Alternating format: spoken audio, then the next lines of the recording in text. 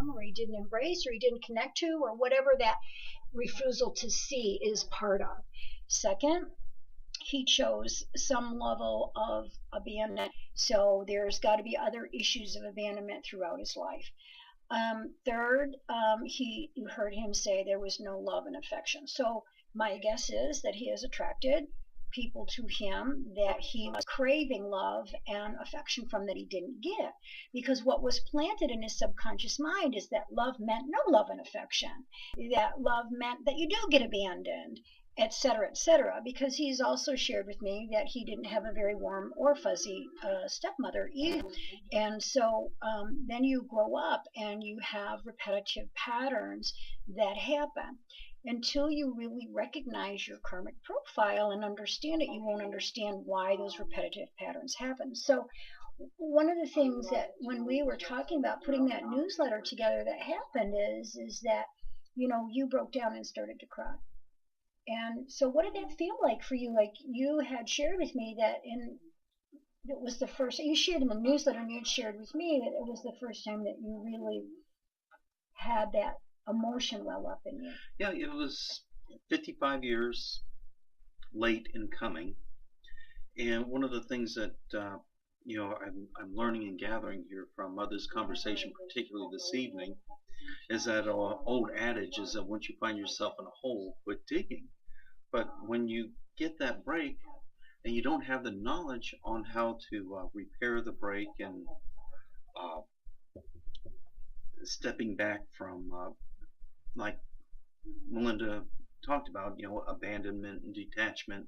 If you don't know how to step back from that, you just continue to dig and dig and dig, and you don't find the answers because you are digging instead of looking for a way out of that particular hole. And for 55 years, this happened when I was 5 years old when my mother died. Here I am 60. And so it's been 55 years of staying in that hole, and now I'm beginning to understand how I can address this and deal with the issue of detachment. So if this happened at 5 years old, we're still into the infant baby stage for a 5-year-old, remembering that your subconscious thought process is created by age 4. Some psychologists say age 2. I believe age 2. I mean, have you ever talked to a 2-year-old? They have a lot of level of understanding. I mean, Amadeus has a grandchild who's going to be 2 in March, and she talks like a 8-year-old practically. She's like amazing. So by the time you're 2, really, you've already had some level of understanding that's planted in your subconscious mind. So we have abandonment because you heard him say that his parents were divorced. He's the 3rd child out of 4.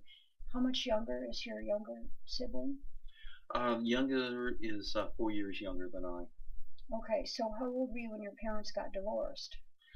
I was right around 4.5, 5. Okay, so she divorced your father when your sister was a baby. Yes. Okay, all right. So between 4 and 5 years old, he had abandonment.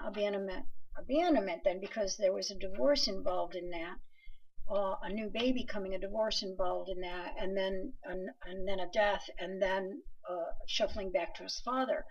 So that would mean that at his root chakra, where the root chakra means that you feel at home in the world and in your body, at his root chakra he would be having difficult, and at his navel chakra, or his creative or sexual chakra, he would have some difficulty. So those 2 chakras, with those breaks, he would be working through his karmic profile in his life to find himself a place to land, meaning he was never feeling at home wherever he was, couldn't find his niche in the world, maybe excelled in some form or fashion and moved on to the next, because he never found that ability to work with that chakra, because he didn't identify that he was attracting through that chakra. Second would be the creative chakra or the sexual chakra. So we would know then that he would either be in a relationship where he was shut down in that chakra and have no intimate connection, and he would be striving to find his creativity in his life and figuring out what that is. So can you address that? Because, I must tell you guys, we haven't really talked about this. This is like new to him because I don't counsel my partner, because that too is a form of abuse, but it's coming up this way. And if I were counseling him, this is exactly what I would tell him. Like, we haven't had this discussion in this way with me being the therapist, because that's not fair to either one of us. But here in front of you, this is the first for us. So I think it's pretty cool and awesome for you to understand the law of attraction this way. So those things that I just said, can you address those in some form or fashion? It seems like no matter what position I've ever taken, work-related position, management or in law or whatever, I've always excelled.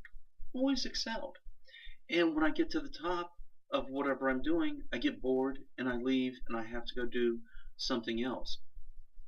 And I would work those 60, 70, 80, 90-hour weeks until I was the very, very best at what I was doing. And then, okay, well, I have to go somewhere else because this just is not what I want to be doing. I have to go do that. And it didn't matter whether it required schooling or additional training. I would teach myself how to do things, and I could never do things by the numbers. Never could do things by the numbers. Go to school, I can't do that. You want me to practice law and be in a courtroom? Oh, I can do that. I can teach myself how to do that. I need to do this with emergency medicine.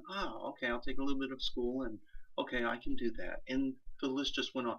Financial director for a large automotive group. Taught myself how to do that, excelled at it, then had to go do something else. I could just never find something that sated me. I could drink and drink and drink, but I would never have the thirst go away. So that's the root chakra. That's the break in the root chakra. If you guys notice when Amadeus is talking, because again,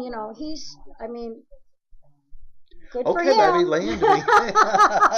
Woohoo! But if you notice when he's talking that he often shuts his eyes for a long period of time to get his point across, that's from a child that couldn't see.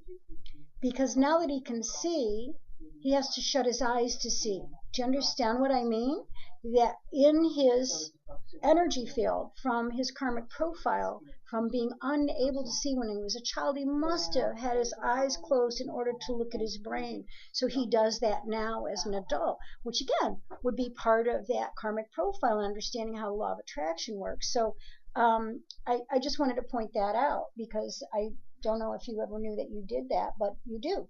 So I just thought that was interesting, because again, we got to watch everything, including body language. My friend Julie said I don't sit still in the chair, and told Amadeus to tell me to sit still in this chair when I was talking to you, and he said there's not enough duct tape in the universe to keep Melinda in one spot for too long. So obviously that's part of my karmic profile in the law of attraction. Christina, are we having technical difficulties tonight? Yeah. Okay, so we're having trouble with phone calls coming through, but people can still see us, people can still hear us, but you're not sure. Okay, so hopefully you can see us and hear us. And we have a wonderful technical advisor who I'm sure is working on it right now. And I hope you're not frustrated. And I hope you haven't missed what we've just done, because it really does explain the law of attraction in so many different ways. And helps to understand what we do as adults with our patterns. So when the law of attraction is an absolute law, affirmations, okay, you guys, I'm sure you know about Louise Hay's book and understanding how you need to use affirmations if you have a physical malady in your body, because it's a combination of perhaps a karmic energy and the thought process. And so Amadeus is coming into the world with having a sight issue, means that he came in from a past life with that problem, something that he was supposed to work out karmically. Now, interestingly, through the law of attraction, again, because here we are together. I too came into the world with a birth defect. Mine was undeveloped hips. So he was refusing to see, and I was refusing to move forward. So we are in likeness in that way. I've just been told, thumbs up by Christina, that the technical difficulty has been handled. And so again, I hope that you got the first part of this. Christina, is there some way, if they missed it, that they can jump back on, or is it taped somehow, or can they get it? They can access the archives. They can access the archives on the website. So if you've missed this in any way, because it was too good, holy cow, it was too good to miss. I mean, it really was explaining the law of attraction, absolutely. So if you missed it, please get back on the archives, okay? So again, I was talking about having health issues, and I was talking about the fact that Louise Hay tells us what the meaning of You Can Heal Your Life by Louise Hay, the meaning of those health issues are, and then she gives affirmations to it, help people understand how to work through it or to change the vibrational frequency. Now, I agree with affirmations. I think that there are 3 keys to life, okay? Meditation, visualization, and affirmation, for sure. However, those 3 keys do not work without understanding at an energetic level the karmic profile. If you do not understand at an energetic level what your karmic profile is, you can meditate all day long, you can visualize all day long, and you can affirm all day long, and it's not going to do shit for you. Okay, so that needs to be addressed. You've got to look at that karmic profile. So you guys have heard me talk about Fruit Loopers and Wind Chimers. Amadeus, you used to live in Sedona. You know a lot about Fruit Loopers and Wind Chimers, don't you? Oh, they have a breakfast special every morning. Now, the Wind Chimer Cafe, it is Fruit Loops and bananas. I used to live in Sedona. I lasted like 1 year. Well, they use 2% milk and then they pour half and half on it. It's wonderful. Oh, no, that's what you do. Well, it's a leftover. I can't help it. I need healing. I need healing. What I was going to say is that Fruit Loopers and Wind Chimers often use different levels of spirituality and different ideas of it as a form of denial and as a form of detachment. And that's why I can't stand Fruit Loopers and Wind Chimers, okay? Because you cannot just affirm, you cannot just visualize, you cannot just make movement out of your karmic profile without addressing that shit. So you've got to address it first. And if you're not skipping up to a vibrational frequency where, you are, in alignment with the Virgin Mother, whatever you think you are, without looking at your background. And the truth is that many people who are drawn to spirituality come from dysfunctional families. So you still have to clear the energy from the karmic profile first in order for the other spiritual things to work, in order for you to oblige by the 4 agreements, which, by the way, is a wonderful book, and really should be the way to live. I'm going to talk to you about them in just a minute. But you've got to look at your family background. You cannot be in denial about it, and you've got to address it, and you've got to clear the energy frequency. Otherwise, you will continue to repeat patterns over and over and over again. And you've been somebody that's been really good at detachment. And there, we're going to talk about the 7 spiritual laws of success. And one of Deepak's spiritual laws of success was the law of detachment. But spiritually detaching, meaning that you're neutralizing, because really part of the law of attraction is detachment, really, because you have to, in this case, meaning, and we've talked about it in regards to forgiveness too, it's neutralizing. So there is detachment and forgiveness because you're neutralizing the person that you need to forgive, or you're neutralizing the event. But you have to address it first before you can forgive or detach from it. If you go right from the event to detachment, you're missing a step that can cause some real harm to what you're doing throughout your life. So, you've been really good at detachment in your life, right? A little too good. One story is that I fell out of sorts with my father, or at least I felt that I fell out of sorts with him. I was 18, 19 years old. And so I quit talking to him until I was in my late 30s. Wouldn't take a phone call, never took a letter, never contacted him until I was in my late 30s. And I felt like I had done enough where he would accept me back as his son. He was a successful, conservative kind of guy, and there are just certain plateaus that you've had to achieve in order to have become somebody. So I became a successful, self-taught practitioner of law.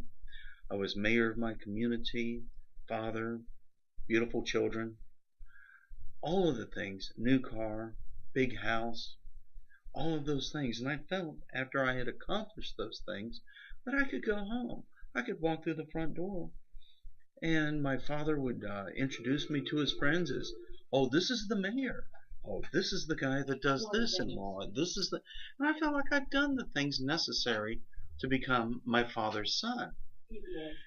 And detaching from him over those 20 years was easy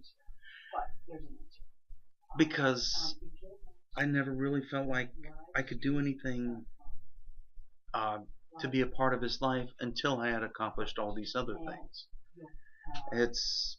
That's a weird way of looking at it, but you know, I just dug a hole and dug and dug and dug, and I felt like I had the tools to climb back out of the hole, whereas the reality was I had not done anything. I had not dug myself out of the hole. Well, thank you for sharing that story. There's a couple of things I need to say about that for everyone to understand. When you're a kid and you're at some level at 5 years old, whether you realize it or not, and watching your mother get taken away, at some level that issue of you weren't worthy for her to stay on the planet for you manifested as an adult with your father. And so it's a worthiness factor, and I can feel your emotion around it. So that's why you abandoned your father, not because he wasn't worthy, because you weren't worthy in your own thoughts. And the energy of coming back to him was all about object referral. And so there again, you know, in the law of attraction, everybody, there is a difference between self-referral and object referral. Object referral means what you have outside makes you a person. The big house, the nice car, the good job, the respect of colleagues or whatever. And self-referral is about knowing oneself and loving oneself and honoring self and having self-respect and being able to be within the parameters of your spirit rather than your ego, because object referral is ego and self-referral is not. So obviously there was object referral going on, and that abandoned little boy felt like he didn't deserve to be loved by anyone, including his father. So those are some things that Amadeus needs to look at in reference to other issues in his life and other patterns that may have been created through marriages. And, you know, like many people in our generation, he has been a serial monogamer like myself. And so he's got to look at what that means and how that issue of not feeling lovable manifests in his life. So that's also something with the law of attraction.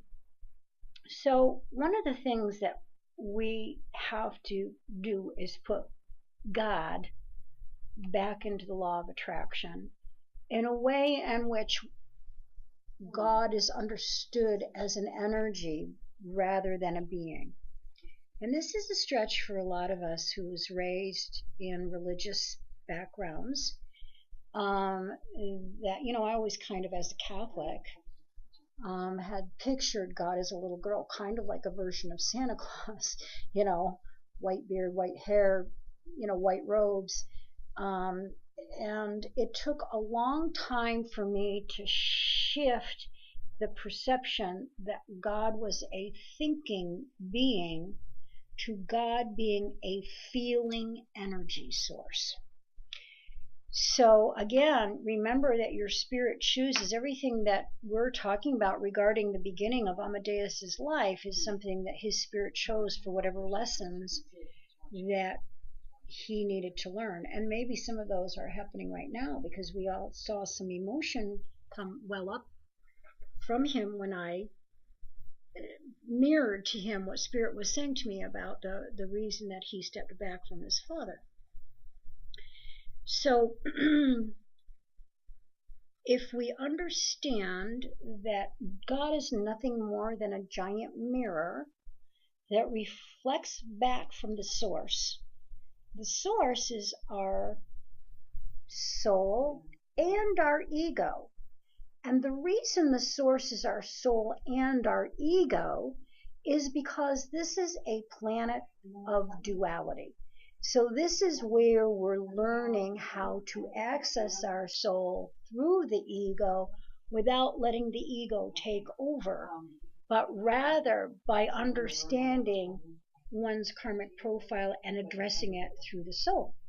So we go back and forth in the energy field. That's why there's good versus bad, and that we all, that you see cartoons and there's an angel on one shoulder and a devil on the other talking to somebody in a movie or whatever, and that can be basically pretty true. A lot of times the devil's voice is one of our parents because parents are just human beings, and they created thoughts about us within ourselves from the thoughts that were created within them from their parents, and so on and so on, and it goes through generational patterns. So in order for the law of attraction to truly work, you have to start moving into a different understanding of what God is, a different understanding of how God really works. Now, you may feel cheated by that for a little bit, because we prefer to have God be a thinking being. Then I started thinking about God being a thinking being, and I thought, well, that means that God chooses certain people to have disease or strife or turmoil. And let me tell you something. I speak to people all day long that have had circumstances that are unbelievable. Excuse me. So then I thought, well, if I believe in an all-loving and all-knowing God, then there's no way he can pluck out individuals to suffer more than other individuals. Then I had to reframe that idea. So then if I thought to myself, if the soul is on a journey or a pathway of learning, we're all kind of like a piece of sand on the beach, or a snowflake when the snow falls, or however you want to look at that, a star amongst the stars, whatever, who cares? But if you look at that and say, okay, I'm part of that, all of that, but as an individual, I'm trying to find out how I'm part of all that, then if I'm part of all that, then that reflects back to me as I'm trying to learn. Okay, so that means that God must be a feeling being, a feeling energy. So whatever I feel that I vibrate out comes back at me. So if I'm a lonely person, then I attract situations in which I'm more lonely. If I'm a fearful person, I attract situations that make me have more fear. It's easiest to explain it about weight, okay, because so many people I want to lose weight, I want to lose weight, I want to lose weight, right? And so you're always saying, hey, I need to lose weight, I need to lose weight, I need to lose weight, and God takes that thought of need to lose weight literally, and God says, yeah, you're fat. Or if you're wanting to have more money, which I think next week we have readings, and the following week is that when we have Email Faith coming in the following week? Yes. Oh my God, you guys. We have Email Faith coming in, who is a wonderful medical intuitive. And not only is he going to come in and sit where Amadeus is going to sit, we're going to kick Amadeus out here. Listen, I can have good-looking, I can have good-looking men sit with me all night long. Yeah. Not only is he coming to talk to us here, But we are going to do an event together at Storm Wisdom on March 26th. It's going to be an all-day event. We are having dinner with him and his wife on Saturday, so we'll tell you more about it after we get it all organized. But it's going to be a real knockout. And don't forget, you guys, we still have some room at our SOS event. Now, I know it is football Sunday. What's that? Super Bowl. Okay.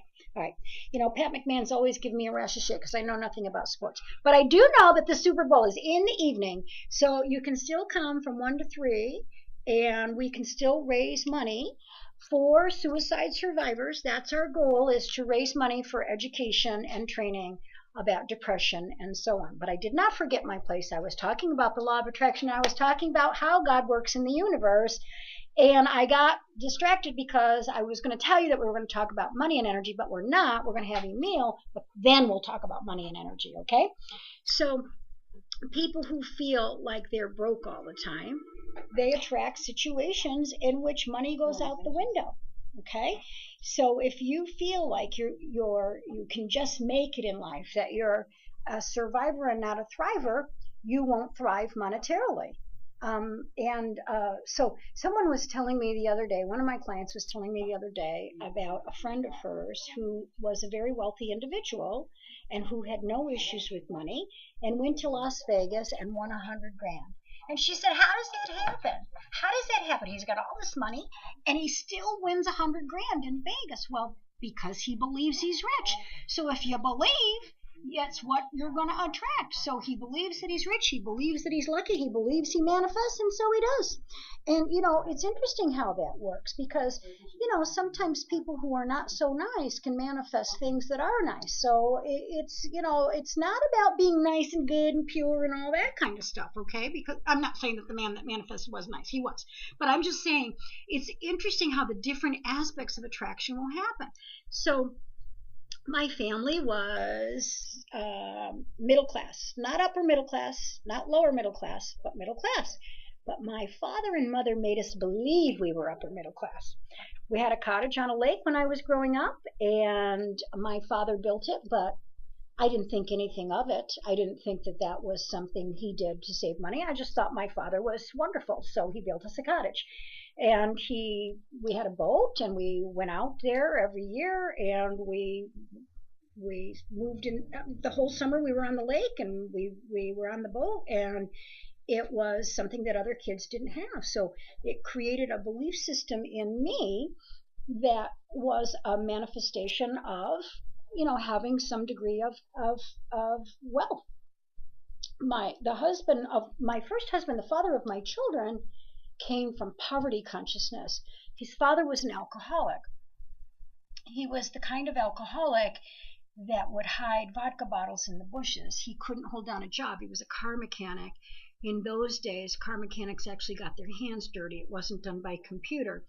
And he had perpetually like black hands. It was a wonderful man. I loved Jim. A wonderful man, but he was a raging alcoholic. So John in high school, because his mother was not educated, she was a nurse's assistant in one of the hospitals, so she probably barely made minimum wage.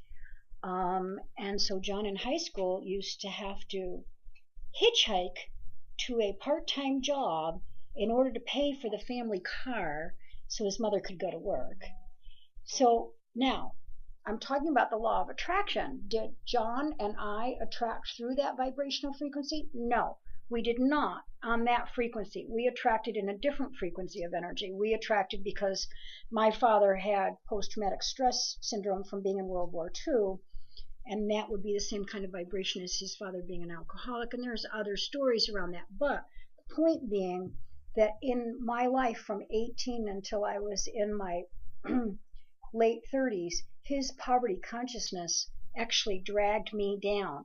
And so I had some issues to pop myself back up out of that vibrational frequency after the divorce, and it took me a few years to do that. So consequently, I have a son who was born when I was 18 years old, and he went through all that. And so guess what he has? He's got some poverty consciousness. So that comes from that vibrational frequency. It wasn't part of my original karmic profile, but it was part of his father's original karmic profile. So we have to look at both sides of our family on our karmic profile to see what we're attracting. And sometimes we have to look at generations before us. So, for example, I find that someone who had a grandmother or a grandfather, or even a great-grandmother or a great-grandfather that was in Germany during World War II and was in one of the prisoner of war camps, that there is a vibrational frequency that moves down through that energy field and causes levels of different energy that in the law of attraction. So we're going to go back to you because you know it's always. Oh, I haven't detached. Okay. I'm still here. Okay. So were you detached or were you in denial? That's my question. Well, for which event?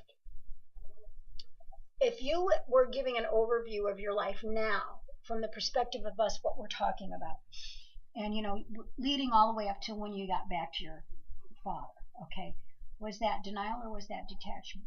It was detachment. But the thing is, in order to engage in denial, you have to have some sort of foundation or understanding of what you are denying.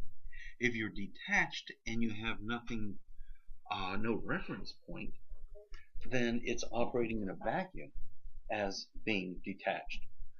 You know, well, why do you feel this way? I'm just feeling detached. Why? I don't know. Because it's Don't ask me. I'm going to tell you guys, it's because it's a denial of the self. That's the thing. You were in denial. You were denying yourself, Amadeus. Well, I was detached from myself, so how could I deny myself if I wasn't attached? Because if you come in understanding that you are a whole soul, and then you negate that throughout your life, you're denying yourself as a soul. And you are accepting yourself as an ego and moving through detachment in that regard. Right. But if I didn't know that existed, then how do I deny something that I don't know exists? Well, because Amadeus, there are kids that are born in Arizona. They've never seen snow, but they know it exists. So your soul knows that it exists. So your soul knew that you were in a form of self-denial. So sooner or later, in this lifetime or another, you would have to attract someone who was obnoxious enough like me to point it out to you so that you could move through the energy frequency and change the vibration. Let me explain your problem to you. You're the problem. Well, how am I the problem with me? Because you don't know you exist. So if I exist, then I know that I'm in denial of my existence, which means that I've been detaching from myself because I didn't exist, but I actually exist. So now I have to attach to myself because I really do exist. Oh, hell. Duct tape, please. Did you get that? Yes. Okay, thank you. I understand it completely. Okay. Do you want me to repeat that? No. Good. Okay, but I hope everybody else got that, because that he said it perfectly. How do I know that I was in denial if I was detached? Well, maybe you don't know at an ego level, but your soul knows. And so because your soul knows, and because it was part of your karmic profile, you have to attract something to wake you up and say, get out of denial and find your soul. That's the point. That's the point.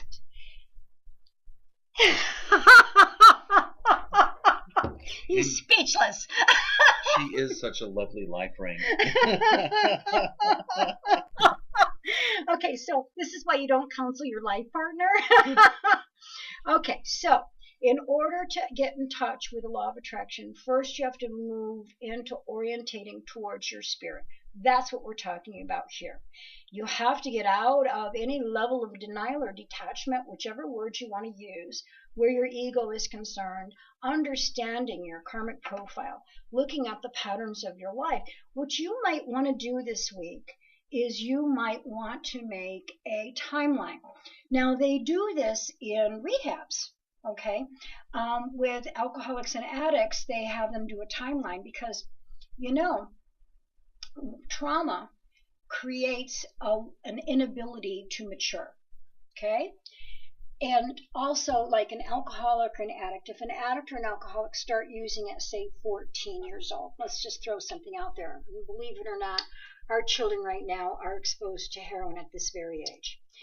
So if you start using at 14 and you don't get sober until you're 24, you're still a 14-year-old. Or you don't get sober until 34, you're still a 14-year-old. 64, you're still a 14-year-old. So if you have a trauma at a certain age that's a trauma that you haven't addressed, and I'm not saying that you act like a 5-year-old, honey, but a trauma... I am attracted to red wagons. I do love my red wagon. A trauma will stop the maturity process. Now, since Amadeus has been working with spirituality, he has done some of that work, and he has made movement in his energy frequency and understood himself at a soul level. If he hadn't, he wouldn't be able to sit with us here and share so kindly his story and let us see it from, put a microscope on his life here. So, but there are still times that when people have had trauma, they will react like a 5-year-old or a 16-year-old. And it happens actually with molestation victims quite a bit, where there is some level of being re-traumatized and re-traumatized and re-traumatized, and there's layers of energy and vibrational frequency. So a lot of times, I am sorry to say this, but a lot of times if somebody's been molested once, chances are they'll be molested more than once. Unfortunately, I hear the story, well, I was molested by my uncle when I was 6, and then I was raped by my first high school boyfriend when I was 16, and then when I was 30 and divorcing my first husband, during the divorce he raped me too, because it becomes part of a frequency of energy. And that, unfortunately, is the law of attraction as well. And what do you have to do? You have to go back to the original trauma and clear that so that it's not part of your vibrational frequency anymore. So there are levels of still needing to look at trauma. So every time that in his life that Amadeus may have perceived abandonment, his 5-year-old may have played a part in the level of woundedness that he might have had. And so there's, things about that. So it's not that we negate our ego, because it's impossible to do that. Our ego is a functionable part of who we are as human beings. Positive ego is very important. Without positive ego, we wouldn't put on deodorant and brush our teeth. So there are things that are or excel in jobs, or things that are, that our ego does drive us towards. But we have to negate the aspects of our ego that don't allow us to connect to spirit. And some of that has to do, again, with object referral. So we're going to go back to that for just a second. So the interesting thing about object referral is, I'm going to go back to the fruit loopers and wind chimers that we were talking about, that sometimes the idea of being spiritual means that you have to take some kind of vow of of poverty, a vow of poverty. I think, who did that? Who drove the snakes out of Ireland? That was Patrick, wasn't it? Saint Patrick. I think Saint Patrick was a wealthy European who decided to take on a vow of poverty when he went to Ireland. By the way, Ireland's never had snakes. There's no snakes on Ireland. There never has been. But the fable was made that way. But anyway, the idea is that we have to take some kind of a vow of poverty in order to be spiritual, which is absolutely asinine and ridiculous. Absolutely asinine and ridiculous. Does God care whether you're rich or poor? No. God cares about whether you are doing the right thing and how charitable you are as a human being. So certainly, if you're somebody that has some affluence, does the energy around that affluence need to contribute to people who are not? Yes, it does. Are we having more trouble, Christina? Okay. So, therefore, that's silliness, okay? The vow of celibacy that Catholic priests take is ridiculous. Does God care whether you're sexually active or not? Well, I think he gave us orgasms, so I probably think he probably thought that would be kind of something we'd all like.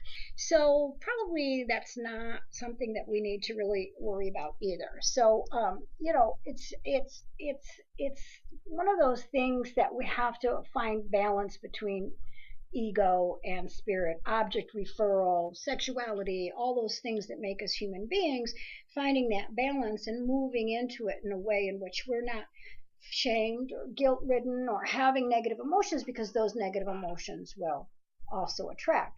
So, being an object referral, if you're only working to achieve something as a spiritual person, financially, status wise, pretty soon what's going to happen is you'll fall from grace, so to speak.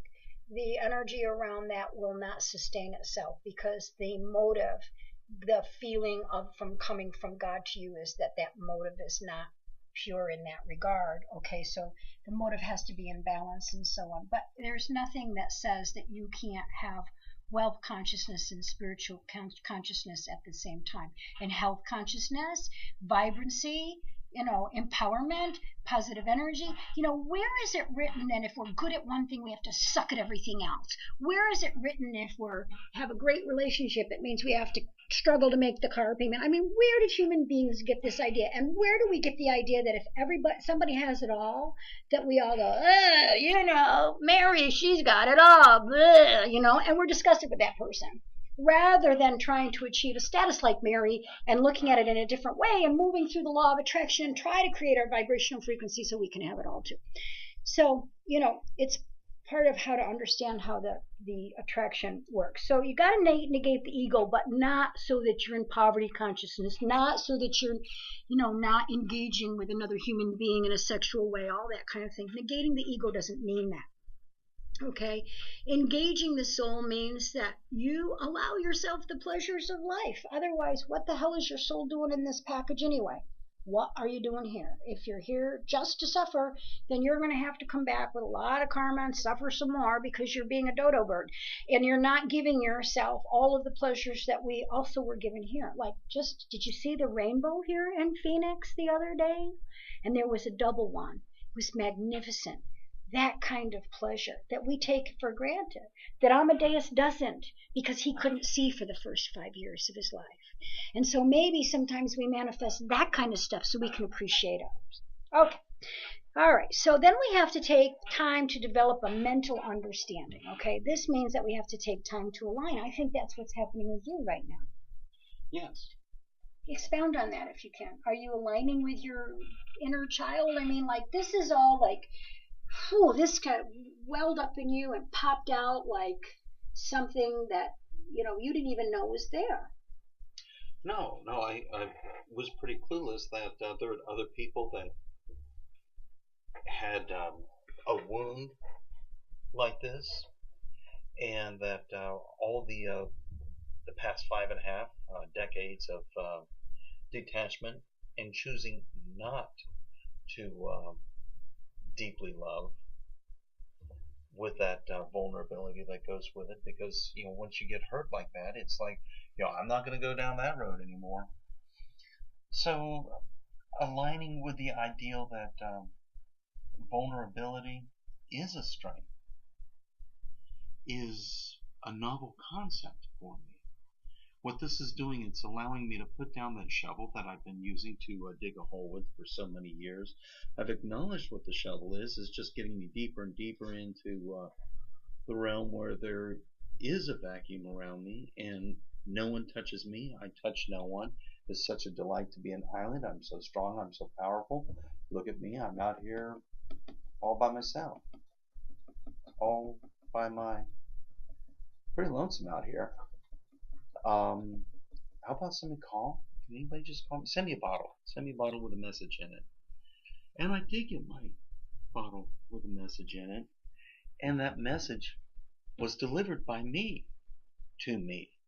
It was okay to know that there are other people that have this feeling of that something was taken from me. I don't know why. My reaction was, well, since I don't understand why this was taken from me, I'm just not going to deal with any aspect of reaching, touching, and loving and caring and being part of that world. And it's been a comfortable place for 5.5 decades. I've been quite successful at it. But now I'm beginning to see other people that have lost the same way, and they're saying, well, wait a minute. It doesn't have to be like this. We can talk to one another and we can understand these reasons, because once we begin understanding and sharing these things, there are other lives, other hearts that can be touched. We can teach other people to put that shovel down and reach out and touch and be part of the world around them. As quite often, and correct me if I'm wrong, suicide is considered by the individual engaging in it their last act, and that there is nothing else that they can do. Whereas if you feel like there is always a lifeline, if there's always somebody that you can touch, somebody whose heart is open to you, then you're not gonna pull that trigger. So, well, most people who take their own lives feel like others around them will be better off without them. That's, the fallacy of suicide is that it's a selfish act, and a lot of times when I'm talking to the spirit of somebody on the other side, they actually feel like, especially children who are leaving their parents, they feel like my parents are better off without the problems that I bring to them. So that's why they do that. It's different when a parent does it because the child's left wondering, why wasn't I good enough for this person to stay? A parent of a child losing their life to depression is about, why wasn't I able to see and help and fix this? It's a whole different energy field. But I think the alignment comes when you do recognize that it's part of your karmic profile. You were shocked when I said, well, you're a suicide survivor. You were shocked. You had a shocked look on your face, and you said, well, I guess I am. And it was the first time that you thought about yourself in that regard. So it doesn't matter whether it's suicide, molestation, it's poverty consciousness, it's a parent that just loved you through criticism. Those things are part of your karmic profile in a way in which you have to align what that profile is in order to release it. Once you take the time to align, then you can watch and listen and organize your thoughts to have a mental understanding of what your karmic profile is. So let's do that again. First, you have to get in touch with spirit, understanding that God is an energy. You have to orientate towards that spirit. You have to neutralize your ego to the level that there's balance, and you have to engage your soul. Second, you have to develop a mental understanding. You have to take the time to align with yourself, to watch and listen. Maybe you just have to watch and listen to your own inner child. And, I promised you that we were going to do a meditation tonight, and we will, right at the end of the half hour. And this meditation can be used for you to tap into your own inner child, to tap into a spirit guide, to tap into someone that's passed away. So I'm just going to kind of teach you how to go to a special place within you so that you can do that. So next, of course, because God is a feeling being, now we have to manifest what the spirit wants. The spirit wants you to tap into your feelings. The spirit wants you to highlight the shadow.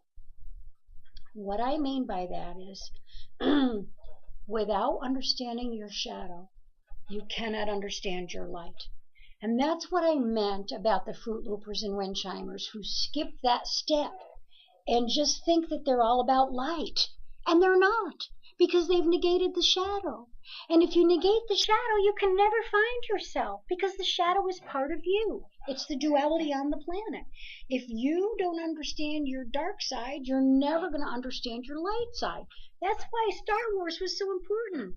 When Darth Vader said, "Luke, I am your father," it's all a metaphor of understanding your light side and your shadow side and your karmic profile. And that's why everybody and their brother loves Star Wars, because it resonates in a vibrational frequency of understanding of karmic profiling and understanding your spirit and all of that stuff. That's so important. So understanding your shadow, and then not to exactly remove the shadow from yourself, but to embrace it. which is part of what you hear me do often when I'm teaching. I have embraced the shadow. I laugh over the multiple issues from my family karmic profile. I share with you the different, people that I've been involved with in my life that I've learned so many things from that I wouldn't change for all the tea in China, because if I hadn't learned and had those people, I wouldn't have this great person right here. So it's all good, right?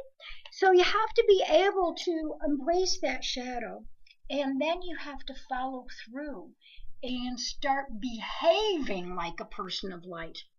And behaving like a person of light doesn't mean that you don't cry. It doesn't mean that you don't get angry. It doesn't mean that you don't feel emotions. You're not supposed to be a robot on this planet. It means that you're using those emotions to understand yourself. We have had discussions before, and I have said to Amadeus, I am not emotionally prepared to discuss that with you right now.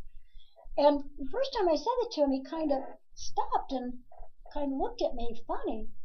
And really, I'm kind of one of these people that need to figure out, no, let me retract that.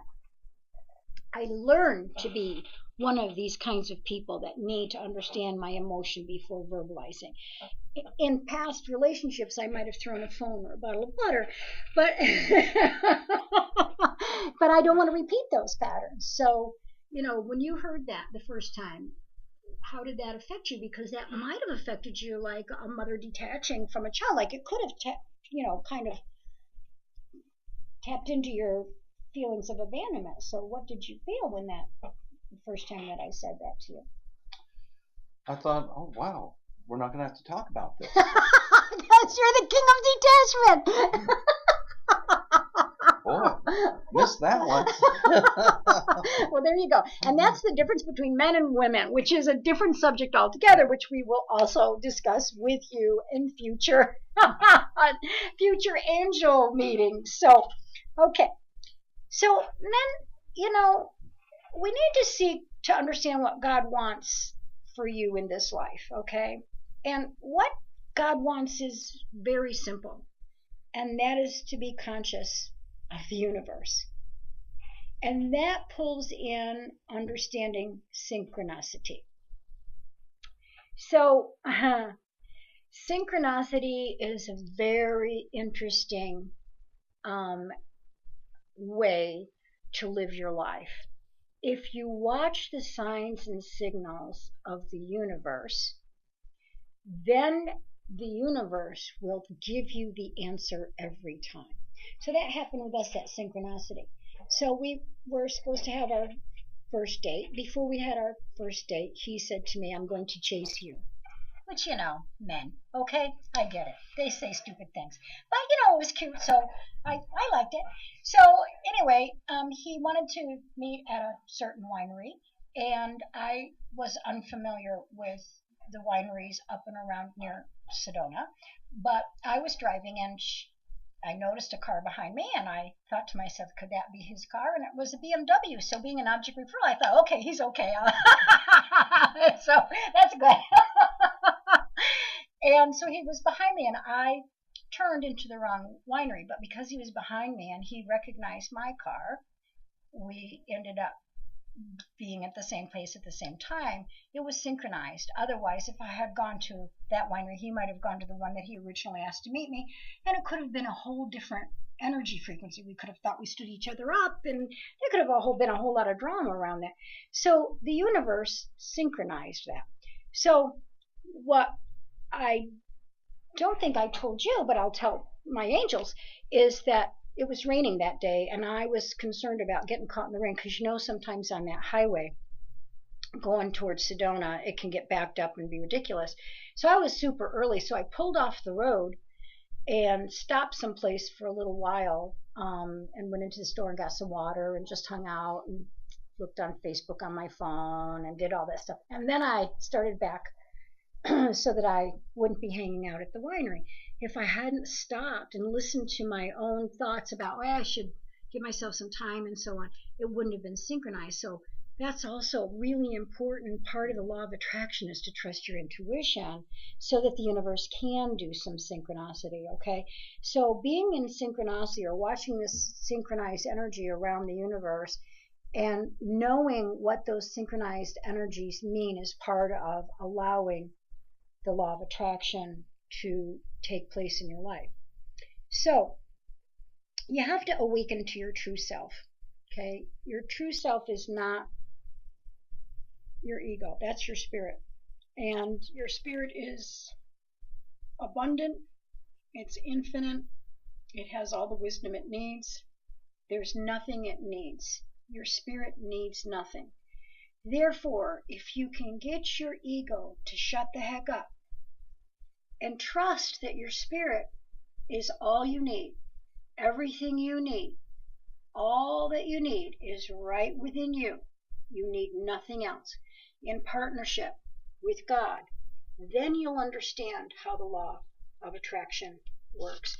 Then you wake up to the fundamental purpose of your life.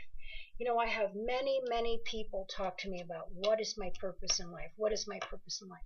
Everyone's purpose in life is the same. It doesn't matter whether you work in a restaurant, whether you work for an electrician, whether you work as a teacher or a counselor, whether you work as the President of the United States, the purpose is the same. And that is to finally wake up understanding who you are as a spiritual person, not through your ego, but through your spirit. So what you do is just what you do. Who you are is different. So don't make what you do who you are. Know who you are, and then allow what you do to be separate. You can integrate some of that for sure, because definitely there are people who do things, very heartfelt things, that bring their spirit into it, okay? But it doesn't have to be about what you do. It has to be about who you are. So let's talk about the actions that go along with these, objectives of understanding it through your mind, through your feeling, and so on, okay? Oh yeah, and I have a great story. Tell. It's a Texas story and it's baseball. One of the things I worked out with my son was giving him freedom and boundaries and telling him I loved him and I was proud of him. He came home from the Navy after serving in Iraq and Afghanistan, got married, went to college, had the boys, living the Texas dream with a beautiful wife and playing baseball. But he had a little bit of PTSD. It was a little bit tough for him, and he would lose his temper on occasion. His father also had that problem too, of being a little tougher than he should have been. And breaking that particular mold was difficult for me. It took me a long time. It was after he left before I finally learned to calm down and be patient. One evening at his house, a couple months before this particular story that I'm going to relay, he was acting poorly, and I called a timeout, and I said, we are going to have a yes sir conversation. Oh no, Pops, you don't understand it. I said, no, this is a yes sir conversation. You're going to march that house, you're going to calm it down, and you're going to be the good father that you are. The good, caring, loving father. Wrap your arms around people, tell them you love them, tell them you're proud of them, and if you don't do it, I'll whoop you out here right now. He marched in the house. The dynamic completely changed. 2 months later, championship baseball game. 7-year-old grandson is at the plate. Full count. My son is the coach. Ordinarily, he would have walked up to little Easton and he would have said, you focus and you hit that ball. He didn't do that. He walked up to him, bottom of the ninth, one guy on base. If Easton hits a home run, they're the champions. They win. Instead of being the baseball coach, he was the father. Put his arms around his son. And he said, I love you, buddy. You just have fun. He hit the home run. And that is because my son was able to step outside of that profile that I had helped create for him, being the tough guy, the impatient father. He stepped outside of that. He embraced love and caring. And it was a wonderful thing, because what happened is the pressure was off of Easton. He didn't have to put himself in that position where I have got to be the home run hitter. Everybody's depending on me. No, my dad said I can have fun. I can have fun, and he was relaxed, and he was able to do and attract the things to him that made him the hero. He didn't do it for ego. He did it because it was fun and the joy of it. So that means that the fourth generation of LaRue's, your father, you, your son, down to your grandchild, is moving out of that karmic profile. So that's really important information, because we may have taught our children some of that karmic profile, but we can help our children unteach our grandchildren some of that. Maybe that's why grandchildren are so important, because we grow up. And so, all right, so an action of the mind is valuing your intentions. Okay, so stop a minute. If you want the law of attraction to work, stop a damn minute and look at your intentions. Are they of value, or are they not? Are they intentions out of your shadow side, or are they intentions out of your light side? Are you doing the right thing, or are you doing the easy thing?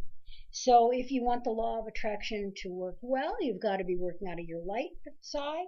You've got to have intentions that are pure. You've got to have intentions that you're doing the right thing, even if it's not the easy thing. An action of the body. Of course, we all know this. Exercise. When I have people older than us come to see me that are really in great shape, the octogenarians that are in great shape, if I ask them, how are you so awesome? They all tell me exercise. But deep breathing is an action of the body. How do we deep breathe? Well, we deep breathe through meditation. So remember, I said those 3 keys of life were important. Affirmation, meditation, and visualization, they are the keys of life, but first you have to understand your karmic profile. Another action of the body is getting proper rest. Again, there's different levels of what rest means throughout life. My 35-year-old daughter can, make it on 6 hours of sleep like I used to when I was 35. But at 62, I have to get at least 8 hours in order to be functional, sometimes 9. Healthy nutrition, action of the body, action of the spirit, meditation, prayer. Meditation is receiving energy from the universe. Prayer is sending energy up and down. It's an action of up and down. Religion is just a practice. You can practice your religion. You don't have to be spiritual. I practice a religion part-time. I don't go every Sunday, but I go when I want to. Intuition. Trusting your intuition is an important part of the law of attraction. If something doesn't feel right, if someone doesn't feel right, if there is something that isn't right, cut it out, okay? You don't watch a tumor in your body and go, that looks like a tumor. And then 2 weeks later go, oh, I think that's a tumor. And then 3 weeks later, I think I need to cut that tumor out. And then 2 months later, let me go to the doctor. No, you don't do that. It's the same with a toxic person. You don't say, oh, there's a tumor. I'm going to give this person lots of time to grow and get sunk into me so that I can get sick and maybe die. So you've got to actually trust your intuition. If something feels toxic, if somebody feels toxic, if you're seeing something, get rid of it. Okay? And then connection to your spirit. You got to know that it's there. You got to know that your spirit is there. And then there's one more action that to me is it. And that's the action of your heart. It's your heart and the brain that that your heart has its own brain. It's the brain and the heart that feels compassion. It's the brain in your heart that feels gratitude. It's the brain in your heart that understands how to extend itself out to others. Okay? So you have to find the action of the heart, loving yourself and others, being caring and being of service to others. And being of service to others without martyrdom, for God's sakes. Because if you're a martyr when you're of service to others, that is not what the universe responds to in a positive way.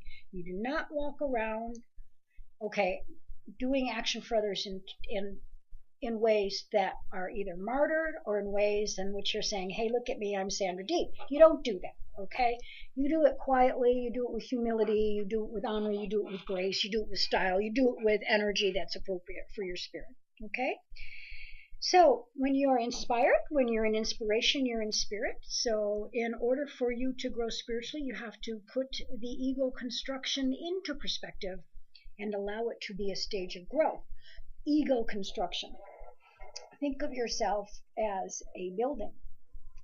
And if your foundation, which your foundation has not been great. By the way, one of the things that Amadeus has, if you won't mind my showing.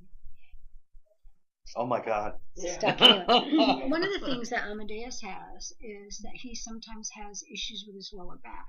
Okay, so the lower back, of course, is right there at that root chakra. Okay, and that's his foundation. That's still his body telling him there's, some work to be done on this foundation.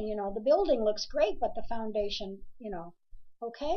So if you engage your soul and let this be the bridge between your ego and your spirit, that is the thing. Now, I'm going to do a meditation, but I want you to write a couple things down. And I don't know if we just didn't get callers today because of our technical problems. So I hope you still watched because this was good. Christina will email you tomorrow and give you some kind of a connection to it so that you can see it in the archives because this was really good.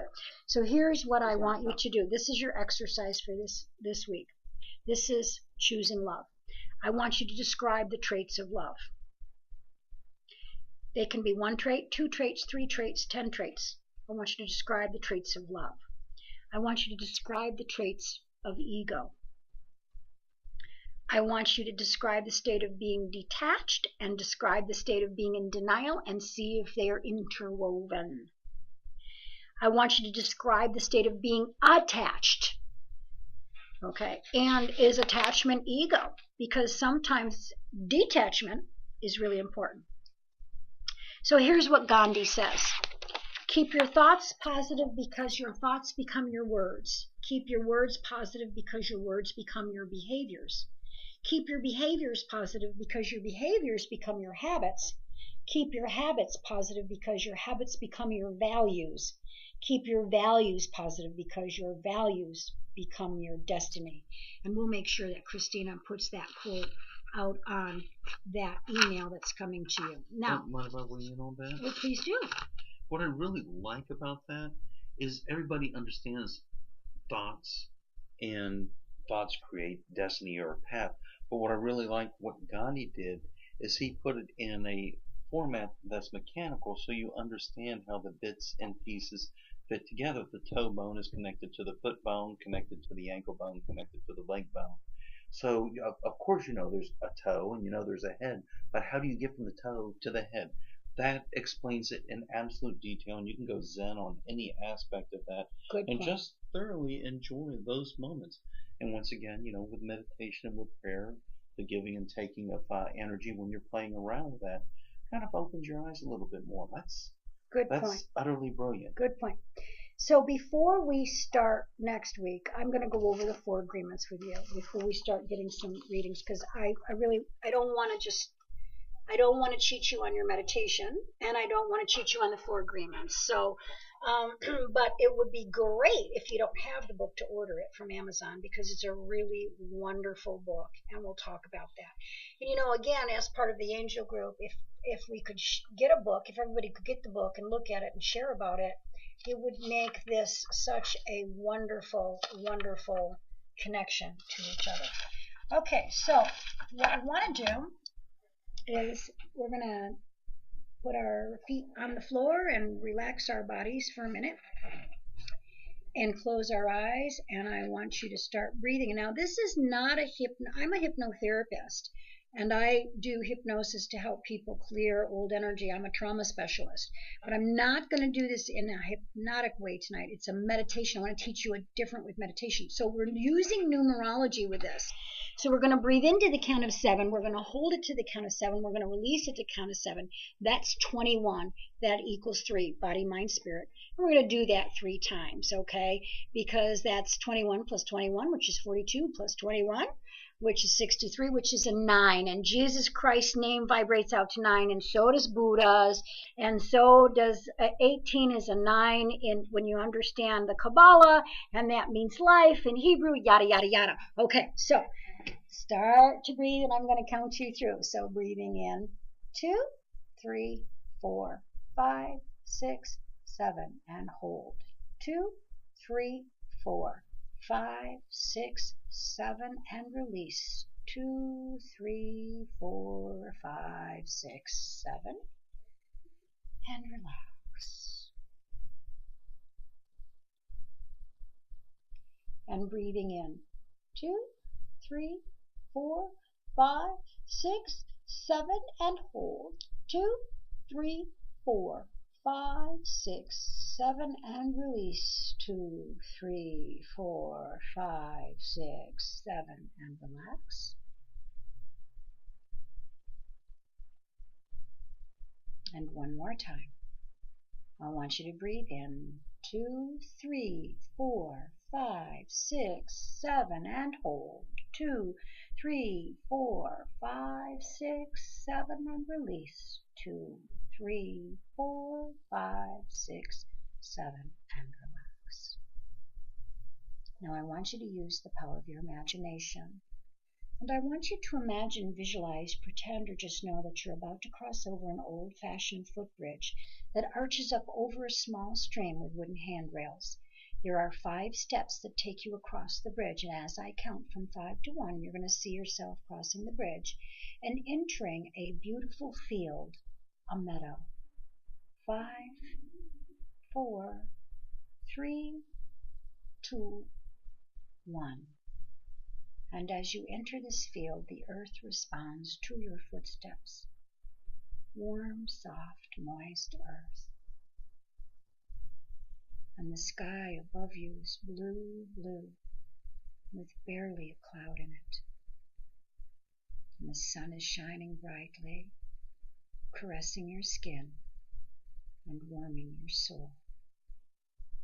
And there is a gentle breeze that refreshes you. It whispers in your ear and tickles at your hair. And the air smells clear and clean and fresh. And the birds are singing quietly in the background. There are flowers that grow here, wild flowers. They are vivid and vibrant in color. There are reds and yellows and purples and oranges. They sway gently in the breeze. And this is the field of all possibilities, the meadow of peace and tranquility. This is your sacred place, the place where you come to connect to your higher power, to your inner child, to your spirit guide, or to a loved one on the other side. And the beauty and glory of nature that you see manifested before your eyes is only a minor reflection of the beauty and glory of who you are in God's sacred space as you enter this wonderful connection to your higher power, to your essence, to the all that is. And there is a pathway in this field that leads up over to a small hill with a grassy patch and a large shade tree. I want you to follow the pathway, heading towards the tree. Take in all the sights and the sounds and the beauty. Smell the clean, clear air. Feel the sun warming you. Look at the flowers. There's butterflies. Listen to the birds. Feel yourself in this sacred place for a few moments. And as you walk along the path, I want you to Walk up the little hill and sit down under the tree. Stretch your legs out in front of you. Put your fingers in the grass. Feel the warmth of the earth beneath you. Lean back against the tree and feel the roughness of the bark between your shoulder blades. Tip your head up to the sky and to the sun and to the beauty. Feel yourself connected to all that is here in this sacred place. Now on the other side of the bridge from where you came is a white, foggy, hazy kind of energy, almost as if your sacred place is up in a cloud. And whomever you choose to connect to tonight, whether it be a loved one or your spirit guide or your own inner child, I want you to see begin to enter this sacred place with you by walking across the bridge.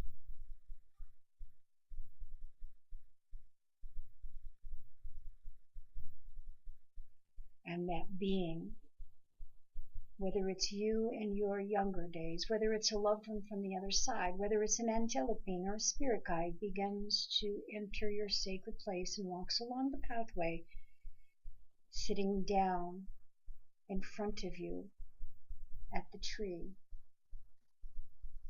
And I want you to have conversation, a healing conversation in your mind's eye between you and whomever you've chosen to come into your sacred place, as I am quiet for a few moments.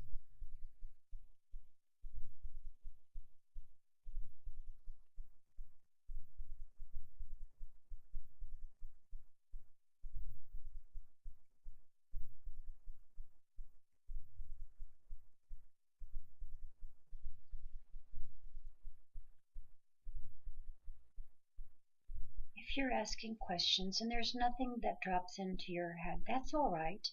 Just spend some time here. Sometimes it takes time.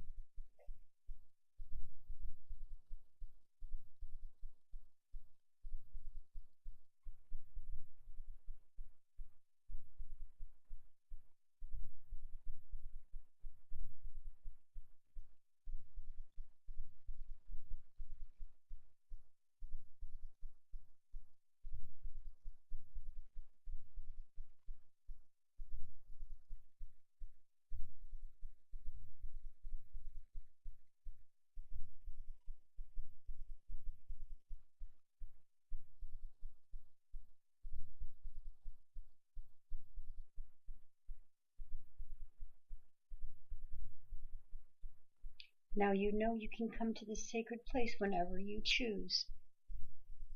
And I know that we didn't have a lot of time with whomever you asked to come in and join you, so it's a great way for you to make a connection. Just visualize this wonderful, beautiful place and thank your spirit guide, your angel, your inner child, or your loved one for coming to you tonight. And do not leave your sacred place until they leave first, knowing that you can invite them back in, whatever way you choose it, as you sit and watch them begin to leave, going back into the energy of the white light.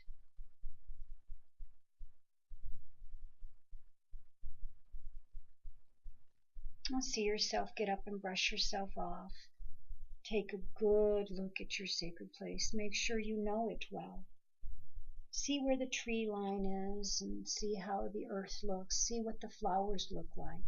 Smell the air. Remember it. Know it. Define yourselves by it, because this is the way that you connect to your spirit. Allow yourself to paint pictures, to smell smells, to hear sounds, to feel feelings. And if you're having trouble, it's perfectly fine. It's just the beginning, so practice at it. And see yourself now walking down the pathway and back across the bridge,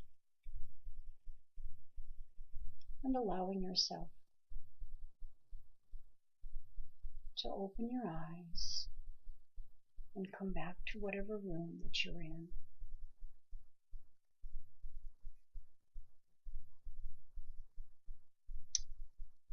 Well, I am very, very, very sorry for our technical difficulties tonight and that you couldn't weigh in on this, but that doesn't mean we won't do it again. And it doesn't mean you can't call next week when you are getting your readings and ask a question about this particular subject, because, we can do what we want, okay? So I am going to tell you again to email Christina at 444angels@melindavail.com to give her any suggestions that you'd like to give her in reference to time changes, or whether this is a good time or you'd like to move it. We'll take a consensus.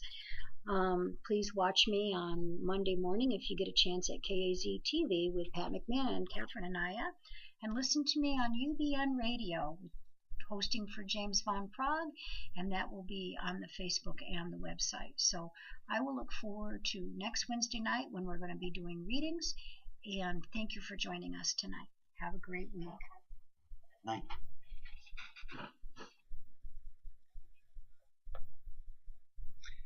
Stop button on the left, and then publish.